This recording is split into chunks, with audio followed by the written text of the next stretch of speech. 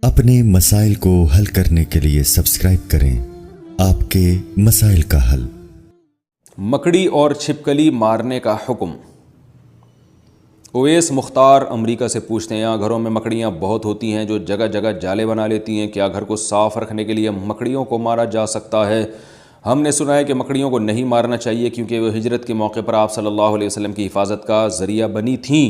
نیز کیا گرگٹ کو مارنا باعث ثواب ہے کیونکہ اس نے حضرت ابراہیم علیہ السلام کی آگ کو دہکانے کے لیے اس میں پھونکیں ماری تھیں؟ مکڑیوں کو مارنا تو جائز ہے، اس کے ناجائز ہونے کی ہمارے پاس کوئی دلیل نہیں ہے، اور ظاہر ہے گھر میں تنگ بھی کر رہی ہیں تو وہ تو شہد کی مکھیوں کو بھی مارنا جائز ہوتا ہے ایسے صورت میں کہ جب کوئی جانور تنگ کر رہا ہے آپ کو تو یہ تو گھر کی حالت خراب ہو جائے گی، گھر میں جالے بنے ہوئے تو آپ مار سکتے ہیں، ایسی صورت میں انشاءاللہ کوئی گناہ نہیں ہوگا۔ رہا یہ مسئلہ کہ گرگٹ کو مارنا، تو صحیح مسلم کی حدیث ہے کہ آپ صلی اللہ علیہ وسلم نے فرمایا کہ چھپکلی کے بارے میں کہ جب آگ جلائی جا رہی تھی ابراہیم علیہ السلام کی تو چھپکلی اس میں پھونک مار رہی تھی اور اس آگ کو بھڑکانے کی کوشش کر رہی تھی۔ اس حدیث کا مطلب کیا ہے؟ علماء نے لکھا ہے کہ یہ صرف یہ بتانے کے لیے ہے کہ چھپکلی اور اس جنس کے جتنے جانور ہیں جس میں گرگٹ بھی آتا ہے، یہ جو جنس کے جانور ہیں نا، ان میں انسان دشمنی کے سافٹ ویئر انسٹال ہوئے ہوئے ہیں، یہ انسان دشمن جانور ہیں، یہ ان کو جب موقع ملتا ہے انسان کو نقصان پہنچاتے ہیں، تو اس لیے آپ صلی اللہ علیہ وسلم نے چھپکلی کو مارنے کی ترغیب دی، اور گرگٹ کا بھی وہی حکم ہے جو چھپکلی کا ہے، اور آپ صلی اللہ علیہ وسلم نے فرمایا کہ جس نے ایک وار میں مارا اس کو 100 نیکیاں ملیں گی، اور جتنے وار کم ہوتے جائیں گے نیکی کم ہوتی چلی جائے گی۔ وجہ اس کی یہ ہے کہ جانور کو جتنی کم تکلیف دے کے موت دیں گے وہ اتنا زیادہ ثواب ہے۔ اب چھپکلی کہیں دیوار پر ہے، آپ نے ایک چپل ماری اور وہیں اس کا اسٹیکر بن گیا تو چھپکلی کو اس سے تکلیف نہیں ہوتی، سیکنڈوں میں اس کی جان نکل جاتی ہے۔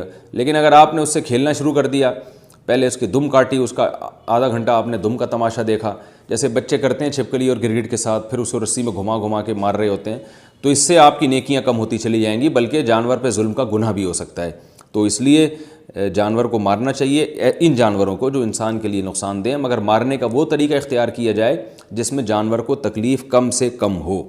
دنیا کے پالتو جانور کیا جنت میں ہمارے ساتھ ہوں گے؟ جو جانور ہم دنیا میں پالتے ہیں اگر وہ فوت ہو جائیں تو کیا جنت میں وہ مل سکتے ہیں؟ محمد کاشف لاہور۔ جانوروں کے لیے فوت کا لفظ استعمال کر رہے ہیں، شکر ہے یہ نہیں کہا کہ اگر ان کا انتقال ہو جائے۔ بھئی جانور تو مر جاتا ہے بیچارہ، تو بس وہ مر کے ختم ہو گیا، اس کا کوئی حساب و کتاب نہیں ہے آخرت میں، نہ وہ جنت میں کوئی ایسی ہمیں روایت ملتی ہے کہ وہ جنت میں آپ کے ساتھ ہوں گے، تو ایسی کوئی روایت نہیں ہے۔ البتہ صحیح مسلم کی ایک حدیث ہے کہ جانوروں سے اتنا حساب ہوگا کہ کسی جانور نے بے سینگ والے یعنی سینگ والے بکرے نے، جانور نے بغیر سینگ والے کو مارا ہوگا تو اللہ تعالیٰ ان دونوں کو زندہ کر کے انتقام لیں گے، ایک روایت ہے یہ۔ تو یہ علماء بیان کرتے ہیں یہ بھی صرف دنیا کو دکھانے کے لیے کہ یعنی انصاف میں مبالغہ۔ ظاہر ہے سینگ والے جانور نے جب بغیر سینگ والے جانور کو مارا ہے تو اس کو تو جانور تو مکلف نہیں ہے شرعی احکام کا، لیکن اللہ تعالیٰ محض اپنی ایک قدرت دکھانے کے لیے کہ اتنا میں انصاف لے رہا ہوں، انصاف سے کام لے رہا ہوں کہ اس نے اپنے سینگ کا بھی اگر ناجائز فائدہ اٹھایا تھا تو اس کو بھی بدلہ ملے گا، تو اس کو مجازاً حساب و کتاب سے تعبیر کیا گیا ہے۔ حقیقت میں یہ حساب نہیں ہے، اصل میں انسانوں کو دکھانے کے لیے، تو اصل حساب تو انسانوں کا ہوگا، لیکن جانوروں کو پھر اگر اتنا حساب ہوگا بھی تو مٹی کر دیا جائے گا ان کو دوبارہ ہمیشہ کے لیے، نہ ان کے لیے جنت ہے نہ جہنم ہے، نہ کوئی جزا ہے نہ سزا ہے، جو اصول یہی ہے۔ تو یہ سارے انسانوں کے لیے ہیں، لہذا جانور مر گیا تو ختم، کیونکہ جانور تو اللہ نے انسان کے لیے پیدا کیا ہے، انسان کی خدمت کے لیے، تو آپ نے پال لیا تو بس ٹھیک ہے، آپ کو اس سے فائدہ ہو گیا، تھوڑا سا مانوس ہو گئے، ٹائم گزر گیا آپ کا۔ ویسے میں جنرل نالج کے لیے ایک بات آپ سے کہتا ہوں، اچھا پہلے میں اپنی بات کمپلیٹ کر لوں۔ اگر آپ کو جنت میں جانے کے بعد دل چاہا کہ اللہ جو میں نے بلی پالی ہوئی تھی، جو میں نے بکرا پالا ہوا تھا، بڑا محبوب ہے مجھے چاہیے، تو جنت میں قرآن کہتا ہے آپ کی ہر خواہش پوری ہوگی۔ وَلَكُمْ فِيهَا مَا تَشْتَهِي أَنفُسُكُمْ، جس چیز کا دل چاہے گا وہ آپ کو ملے گی جنت میں۔ تو اس لیے اللہ کسی کو اس کا پالتو جانور جنت میں دینا چاہے تو اللہ پہ کوئی پابندی نہیں ہے، میں نے تو صرف ایک اصول اور ضابطے کی بات کی ہے کہ ایسی کوئی ہمارے پاس روایت نہیں ہے کہ جنت میں آپ کو یہی جانور مل جائیں گے۔ بہرحال اللہ ہر خواہش آپ کی پوری کرے گا، لیکن ویسے میں جنرل نالج کے لیے آپ کو ایک بات عرض کروں کہ جو ہمارے معاشرے میں کتے بلی پالنے کا جو رواج آ رہا ہے نا، یہ وہاں آ رہا ہے جہاں اولادیں نہیں ہو، بچے روکے جا رہے ہیں، یہ نیچرل نہیں ہے۔ انسان کی انٹرٹینمنٹ کے لیے، اس کی تفریح کے لیے، اس کی آنکھوں کی ٹھنڈک کے لیے اللہ نے اولاد کی نعمت رکھی ہے. یَهَبُ لِمَن يَشَاءُ إِنَاثًا وَيَهَبُ لِمَن يَشَاءُ الذُّكُورَ. جس کو چاہتا ہے بیٹے گفٹ کرتا ہے، جس کو چاہتا ہے بیٹیاں گفٹ کرتا ہے، اور جس کو چاہتا ہے دونوں گفٹ کر دیتا ہے. تو بچے کیوں نہیں پالتے آپ لوگ؟ میں حیران اس پر ہوتا ہوں.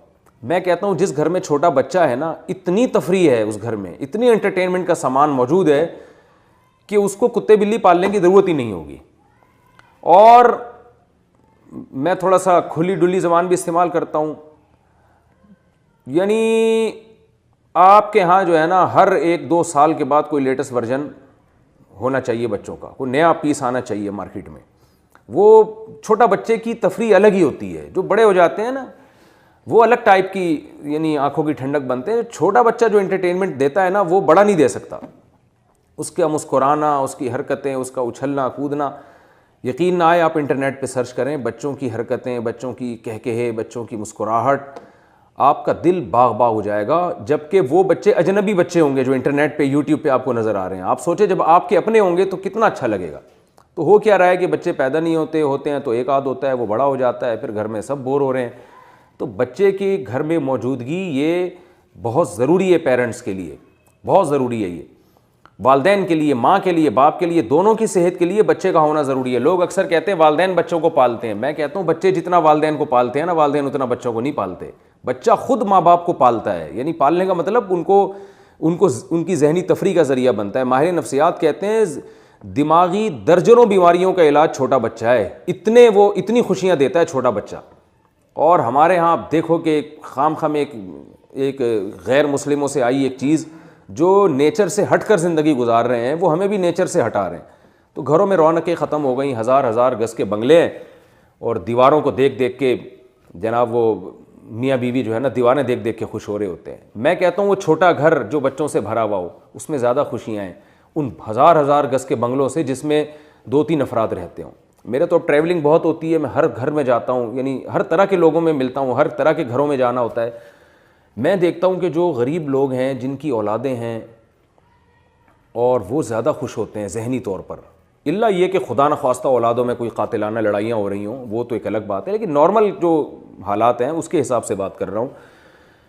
وہ زیادہ خوش ہوتے ہیں. اور میں ایسے گھروں میں بھی گیا ہوں ہزار گز کے لگژری، اور وہاں جا کے دیواریں کاٹنا شروع کرتی ہیں، کھاتی ہیں دیواریں کہ کیا ہے یہ، کس کے لیے بنایا آپ نے؟ آپ کے تو اولاد ہی نہیں ہے.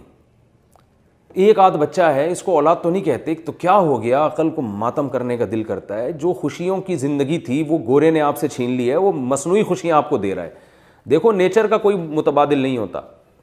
آج بھی لوگ چشموں کا پانی اور گرینری اور درخت اور اس ٹائپ کی چیزوں میں لوگ زیادہ سکون محسوس کرتے ہیں.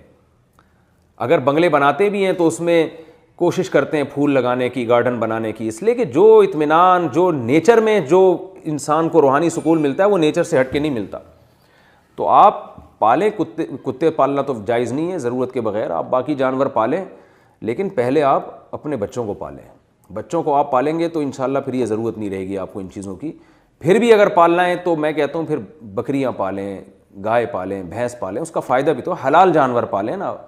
بلی کا کیا فائدہ ہوگا آپ کو؟ بلی تھوڑا سا انسیت کرے گی آپ سے، ٹھیک ہے جائز ہے بلی پالنا بھی، تھوڑی سی مانوس ہو جائے گی، لیکن اس کا قوم کو بھی کوئی فائدہ نہیں ہے، آپ کو بھی کوئی فائدہ نہیں. اس کے بالوں میں بیماریاں بھی ہوتی ہیں.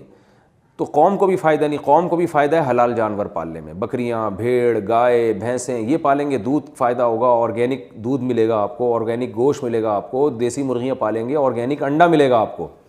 انڈے مارکیٹ سے شارٹ ہوتے جا رہے ہیں آرگینک انڈے، اور جو آرگینک کے نام پہ مارکیٹ میں بک رہے ہیں ان کا بھی کوئی بھروسہ نہیں ہوتا کہ دیسی ہیں بھی کہ نہیں ہیں.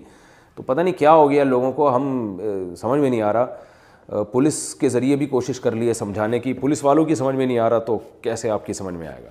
تو جانور پالیں مگر وہ جانور جو فائدہ مند ہیں. پیغمبروں نے بکریاں چرائی ہیں تو ہم بھی گوروں کو دیکھ دیکھ کے کتے پال لیں. کتا ضرورت کی چیز ہے. اگر آپ کو گھر میں حفاظت کے لیے کتا رکھنا ہے تو آپ 10 دفعہ رکھیں. جب حفاظت نہیں ہے، حفاظت پیش نظر نہیں ہے، تو پھر کتا انٹرٹینمنٹ کے لیے پالنا حرام ہے. نبی صلی اللہ علیہ وسلم نے فرمایا جس نے کتا پالا روزانہ اس کی نیکیاں ایک قرات کہتے ہیں یعنی ایک بہت بڑے حصے کو، تو وہ کم ہوتی چلی جائیں گی آپ کی نیکیاں روزانہ کے حساب سے. تو حلال جانوروں کو زیادہ فوکس کرنا چاہیے.